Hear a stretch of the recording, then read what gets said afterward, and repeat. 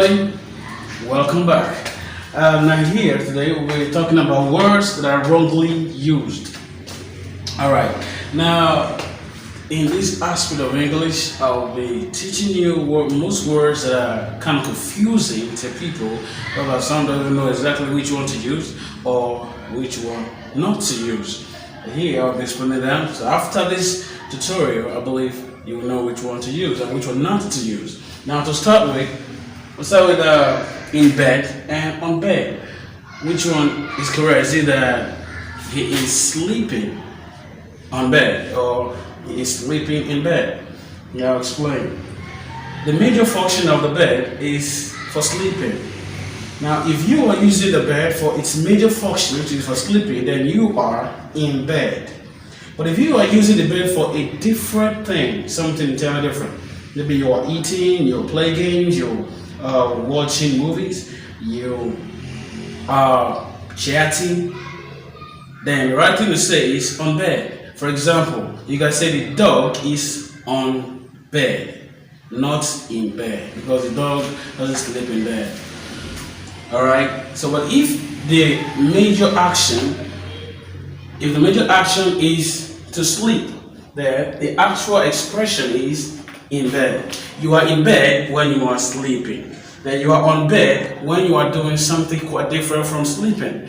Alright, now for example, like you have couch, you have sofa, you have chair, and all that stuff like that. You can sleep on the sofa, you can sleep on the couch. But when it comes to bed, it's actually in. You sleep in bed. Alright, that is it for that. Now go to the next one. Roasted chicken or roast chicken. Now in English, there are actual words like verbs that you can turn to adjectives when such a verb is in the past participle. Alright.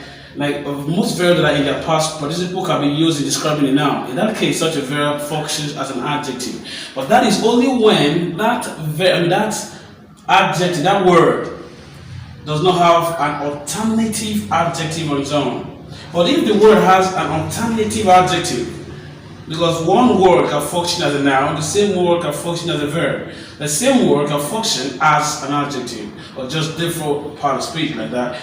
Now, if one word functions as a verb and the same word functions as an adjective, there is no need using the past participle of that verb as an adjective. You use the word alone.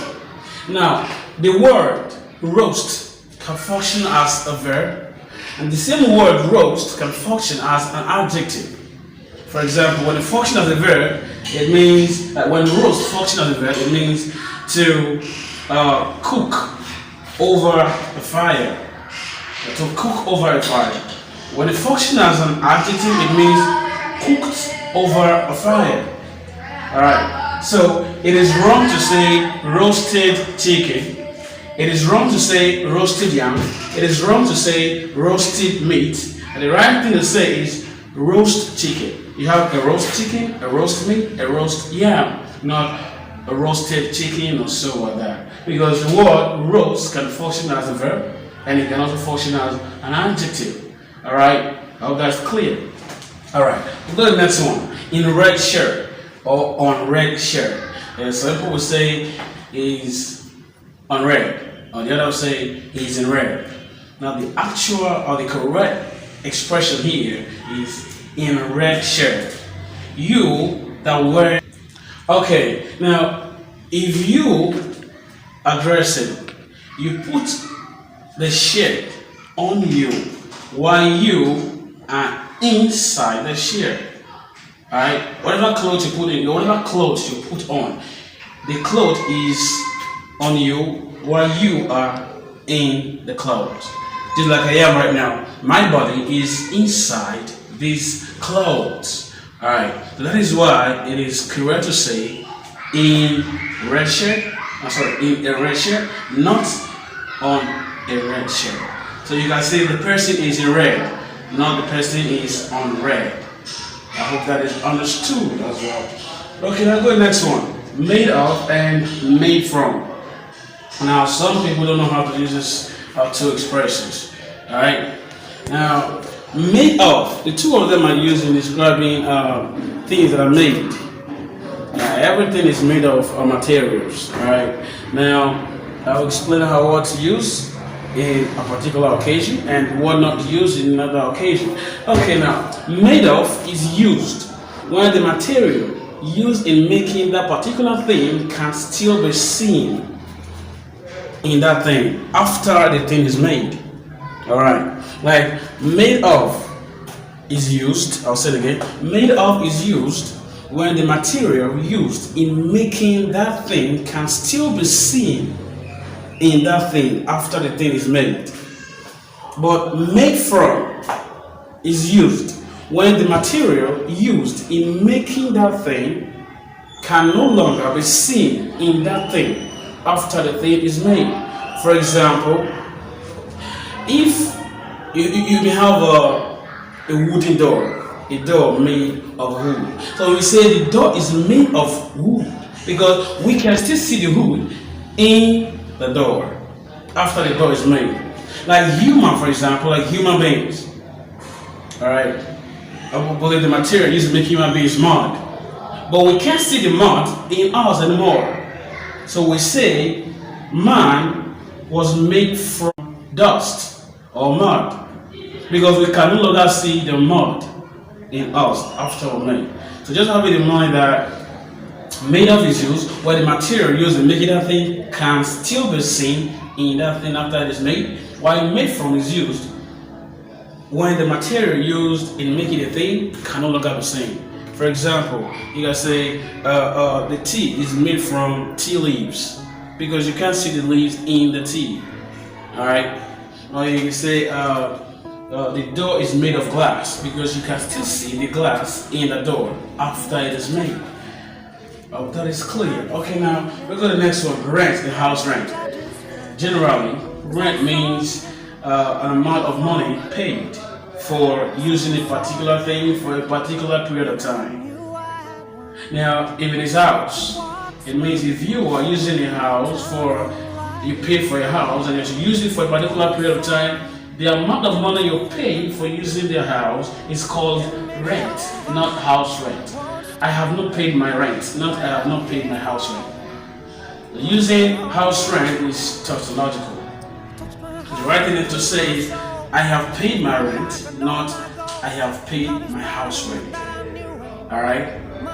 Now that's understood too, right? Okay, let's go to the next one. Clap for yourself and clap yourself. This one is going to amaze you.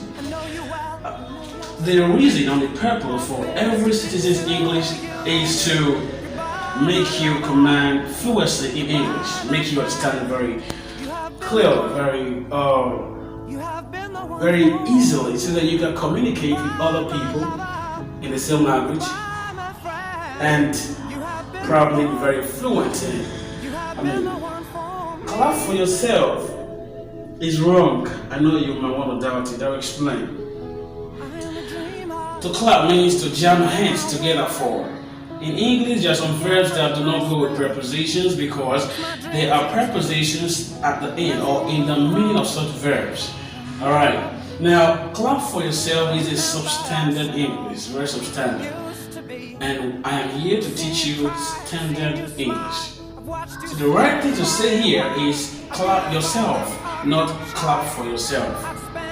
Alright, the student clapped for him, not the student clapped for him. Alright, now, like I said before, the reason why I say clap for yourself is wrong is because the preposition for is already at the meaning of the word clap, meaning to jam hands together for.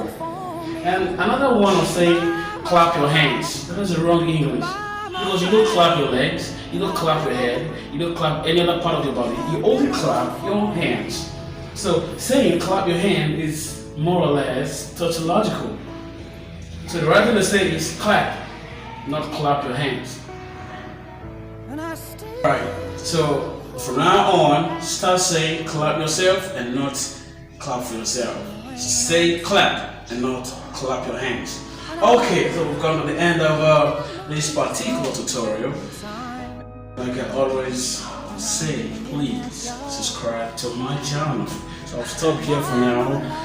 to produce more videos, I need a subscription. Which simply means your subscription is the prerequisite for my producing more videos. The more you subscribe, the more videos I produce. And I'll be very glad if I can hit 1,000 subscribers. Man, I'll wait. I will celebrate it. And I'll be very glad. And I'll keep praying for you if you subscribe for me. That's the best thing I do for you, right? So, do the part. If I'm joking, the part actually is trying to subscribe for me. Alright, just subscribe.